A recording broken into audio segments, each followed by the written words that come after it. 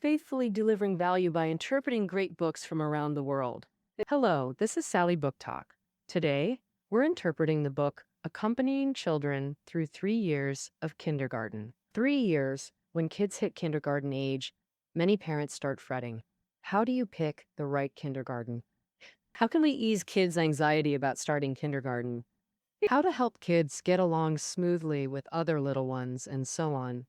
These are the top worries parents stress over. Well, the book we're covering today can help clear up those doubts. The author, Yang Shuiying, is principal of Peking University affiliated Kindergarten Yangdong campus, a senior early childhood teacher with nearly 30 years of hands-on teaching and management experience. In this book, she shares unique educational ideas to solve all sorts of kindergarten issues. I've organized the book's content into 3 key questions for discussion. First, how should parents help kids prep for kindergarten? Second, during kindergarten years, how can parents support their kids' growth? Third, how should parents assist kids in getting ready for the kindergarten to primary school transition? All right, let's dive into the first question. How parents can prep kids for kindergarten. The first step is choosing a good kindergarten, and we'll explain how to do that. So, many parents agonize over this, public or private kindergarten. Honestly, parents don't need to sweat the public versus private thing too much. By weighing these 3 factors, you can pick a great kindergarten for your kid. First, check the kindergarten's educational philosophy. Observe its facilities, which often reflect its values. For instance, if the play area has rubber mats, sand pits, gravel spots, and natural grass, it means the school considers all age groups, giving kids diverse experiences. Another example, kids' artwork can also show the kindergarten's educational approach. Adults often judge kids' paintings by how realistic they look, but really, kids just starting out often create wildly imaginative scribbles. This is precisely how children express their imagination and creativity. During kindergarten years, realistic-looking drawings may not reflect what children truly imagine, but rather them copying adults. Therefore, if a kindergarten displays more unique artworks, it indicates an open educational philosophy that nurtures imagination and creativity. Secondly, teaching quality is crucial when selecting a kindergarten. While teachers' professional skills matter, the author suggests another criterion: whether they smile often. Why is smiling so important? For instance, when a child struggles and considers quitting, a teacher's smile shows observational skills and encouraging guidance. If a teacher smiles while comforting a child who made a mistake, it demonstrates compassion, patience, and respect. Moreover, a frequently smiling teacher models friendly social interactions. Lastly, long commutes to kindergarten can be exhausting for both children and parents. So, distance from home deserves special attention when choosing a kindergarten.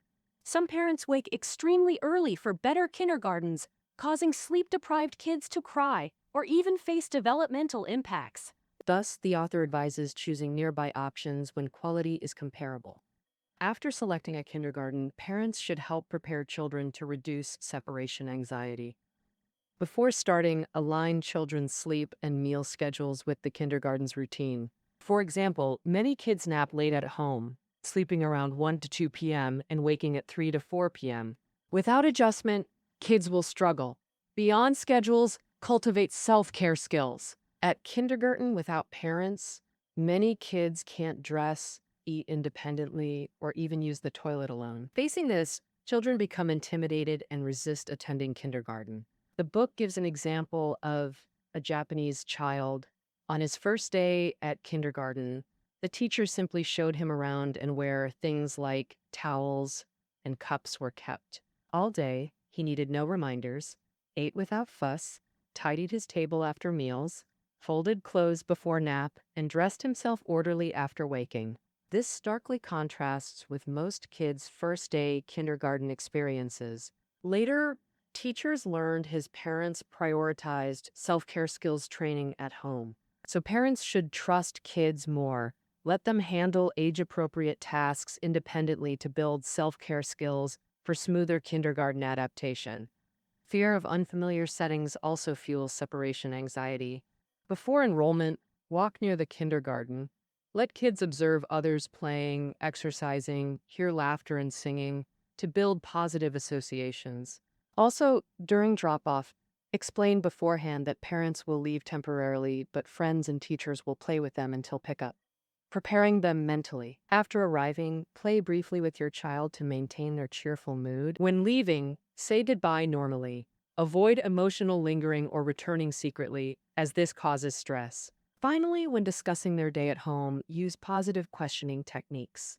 For example, ask, "What fun things happened at kindergarten today?" Or say admiringly, "Your kindergarten sounds amazing. Even I want to join." This helps kids recall happy moments and anticipate tomorrow.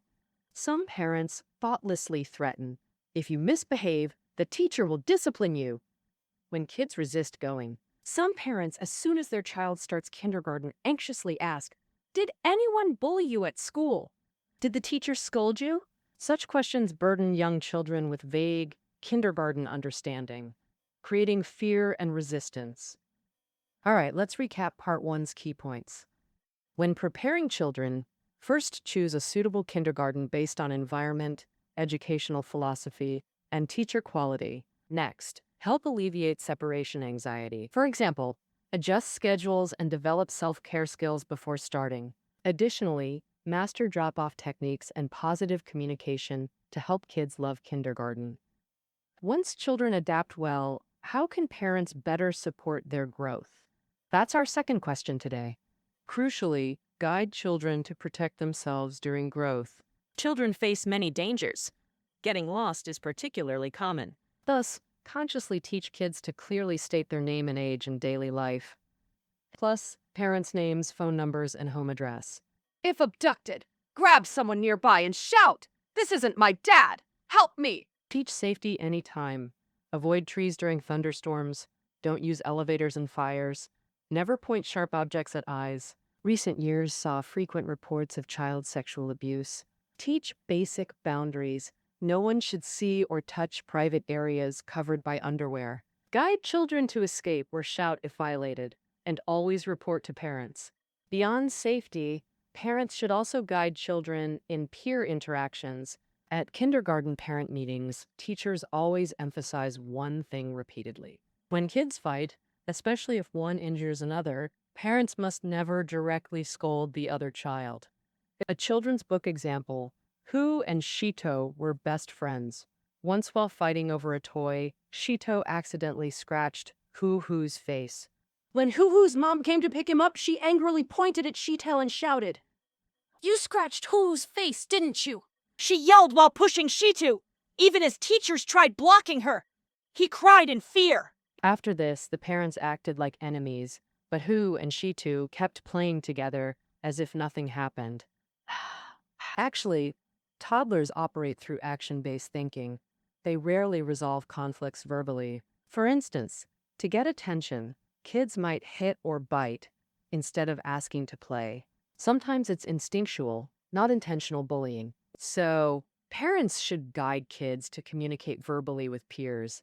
If your child hurts another, apologize together with them. This resolves issues faster and teaches accountability. 3 to 4-year-olds naturally compete fiercely. Parents should nurture resilience, teaching kids to face failure without giving up, acknowledge shortcomings, and regulate emotions, an essential growth step. Let kids experience loss. Don't always let them win at chess or pretend to lose races. Failure feels less exciting than success, but it helps kids recognize gaps and find improvement paths. Parents must also teach kids to overcome obstacles. An education saying, "Set goals just beyond reach, where kids must jump to achieve them." Meaning, give kindergarteners appropriately challenging tasks, starting with small daily things. For example, when tired from walking, don't demand mom carries you. Persist on your own. When winter comes, keep exercising outdoors.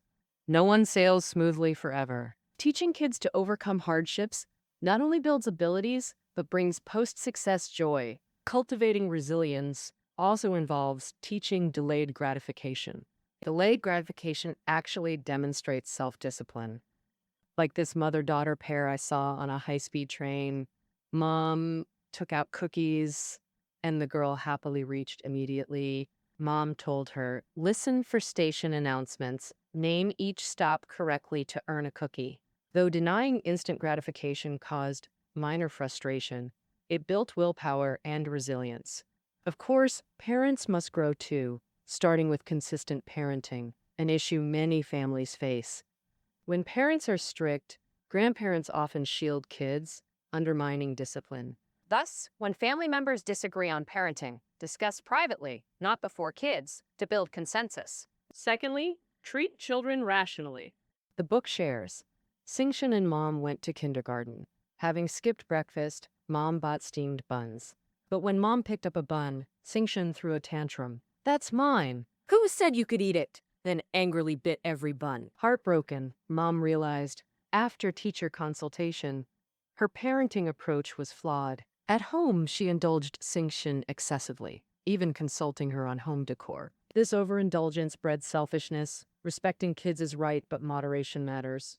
While respecting children, stay rational. Consider developmental stages. Don't obey every demand.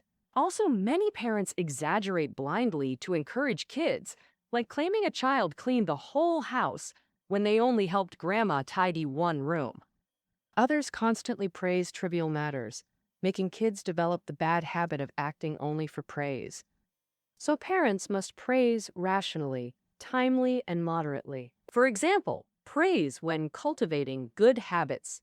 This steers kids toward expected development. Finally, parents should learn to interact with teachers.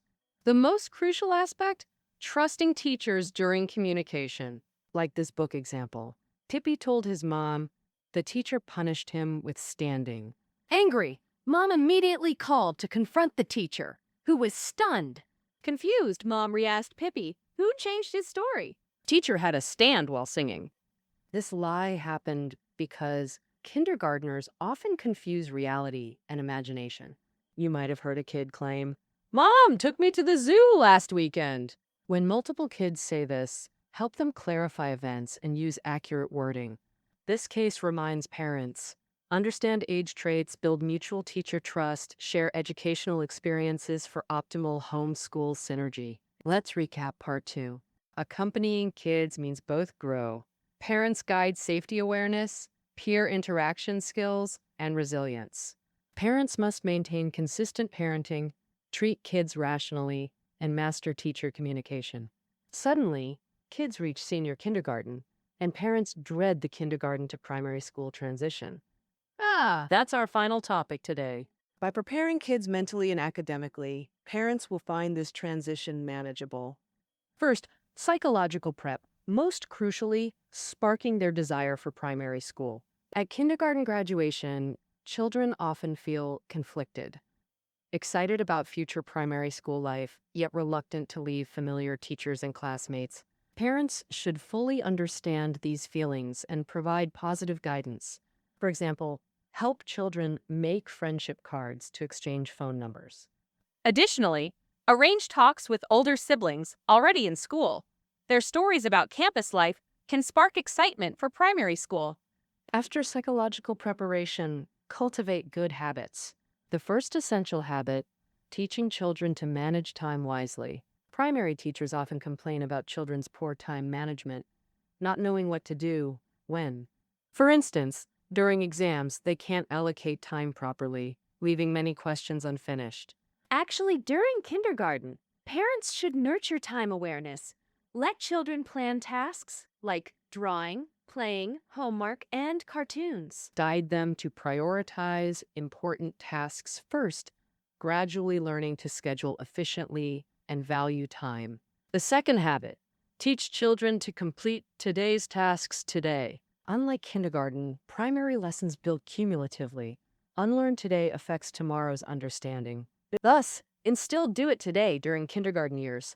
Also, cultivate pre-bed preparation of tomorrow's items, boosting calmness and confidence. The third habit, develop self-control. Primary school differs greatly. Kindergarten focuses on play, while primary emphasizes classroom learning. Children's playful nature and limited self-control lead to fidgeting and inattention during lessons. When cultivating children's self-control, parents must lead by example. For example, agree on screen time limits for TV or phones with your child. When time's up, both parent and child must turn off devices. No exceptions. Beyond mental and habit prep, parents must also develop children's academic readiness. Literacy, reading, and writing is crucial for kindergarten to primary transition, so consciously guide children in recognizing words. For instance, when reading stories, point to text generally, no need to point at every single word. This stage simply shows kids that words unlock stories, making literacy useful. Repeated exposure through seeing, hearing, and reading builds familiarity. With enough exposure, recognition comes naturally.